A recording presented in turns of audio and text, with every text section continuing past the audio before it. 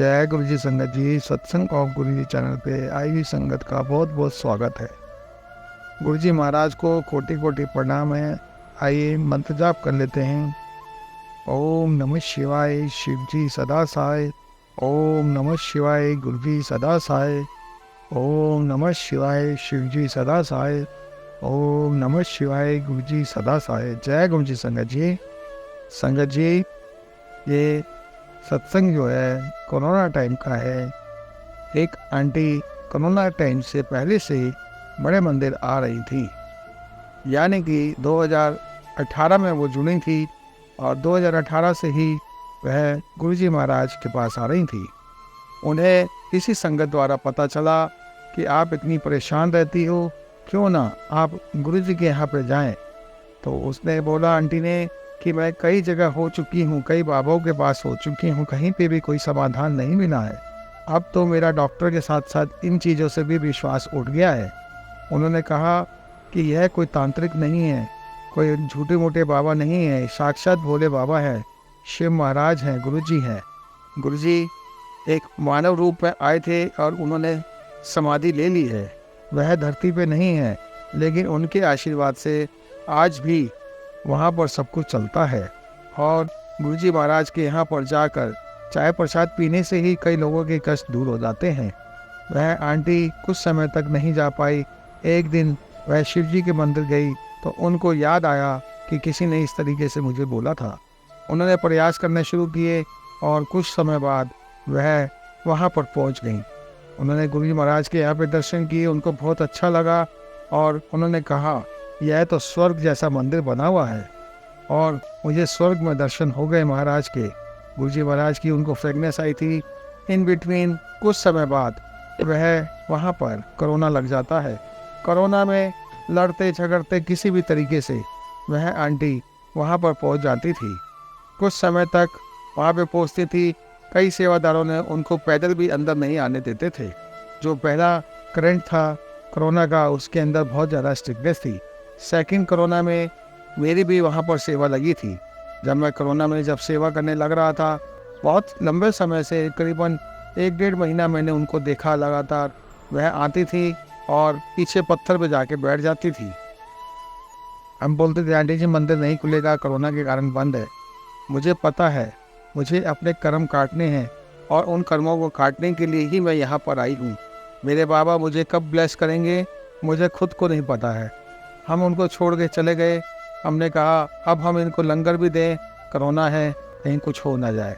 हम डरते डरते भी उनसे पूछते थे, कहती नहीं, मुझे कुछ नहीं चाहिए, मैं अपना जल भी लेके आई हूँ और लंगर भी लेके आई हूँ, आप मुझे सिर्फ प्रार्थना करने दीजिए।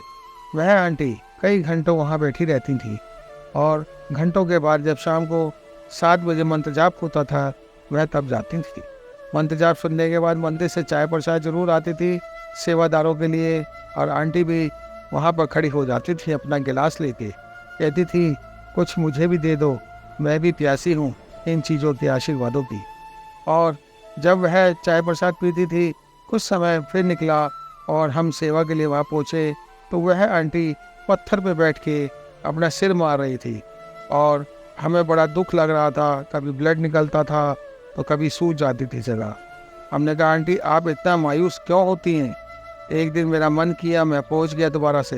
मैं कहा, आंटी इतना मायूस क्यों होती हैं?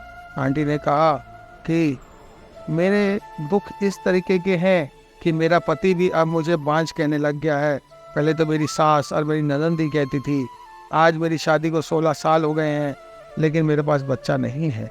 मैं कहा, कोई बात नहीं, इसमें सिर फोड़ने की क्या बात है? क्या आप फिल्मी डायलॉग मार रही हैं? जैसे फिल्मों में सिर मारते थे मंदिर में आके तो भगवान प्रकट हो जाते थे? नहीं, गुरुजी ऑलरेडी यहाँ पर प्रकट हैं। आप इस चीज़ की टेंशन ना लें। गुरुजी महाराज ने जब ब्लेसिंग देनी होगी देंगे। प्रॉब्लम क्या है? तो उन्होंने बताया कि मेरे घर में मेरे को कोई भी बच्चा नहीं होता है। तो अचानक मैं वहाँ पर खड़ा हुआ था।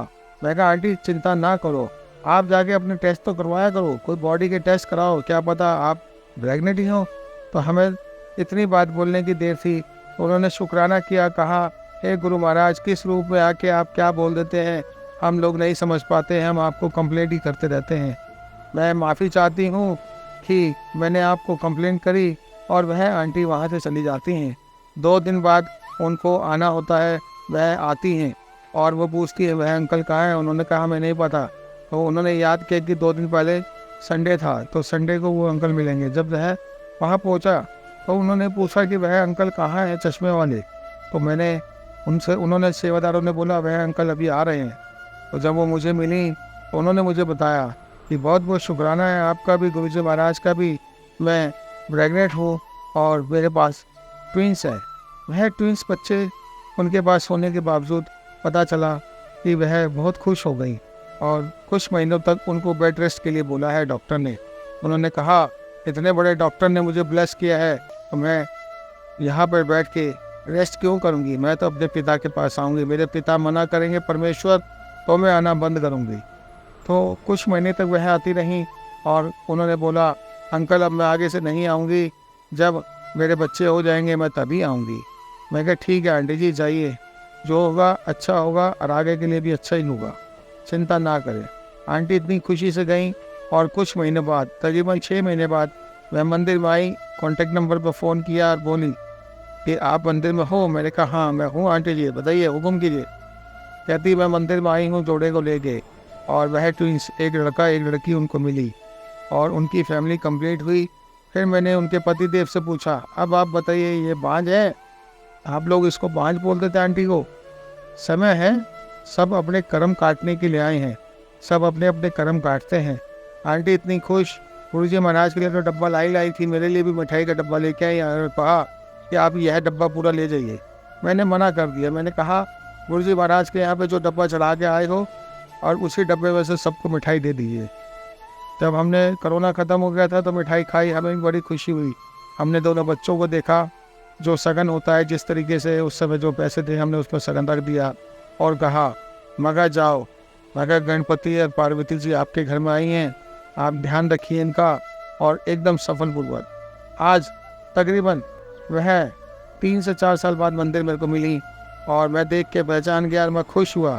छोटे छोटे दोनों बच्चे उनके हाथ में, उन्होंने मुझे कहा मैंने इनका नाम गणेश और पार्वती ही रखा है अंकल, और आज के बाद इनका नाम यही रहेगा। और हम बहुत खुश हैं, इनके आने के बाद हमारे घर में इनकम भी बहुत अच्छी होने लग गई है। मेरे पति का नौकरी छोड़कर उन्होंने बिजनेस किया, बिजनेस में बहुत तरक्की हो रही है। अब मेरी सास मुझसे बहुत खुश है, मेरी ननद भी खुश है, मेरे घर वाले भी खुश हैं।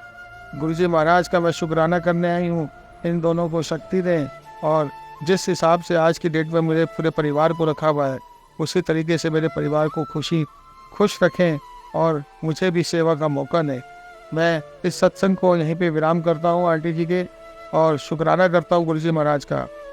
अनंतम शुक्राना है गुरुजी महाराज का, और ऐसे ही आई संगत को सबको ब्लेस करते रहे। जय गुरुजी। संगत जी सिर्फ रिक्वेस्ट है, कोई भी सत्संग हो आखिर तक सुनिए, आखिर तक सुनेंगे महत्व पता चलेगा अपने जीवन का कि हमारे जीवन में क्या घटना घट रही है और उसके क्वेश्चन के आंसर जरूर मिलेंगे। जय गुरुजी। संगत जी सत्संग को हम यहीं विराम करते हैं।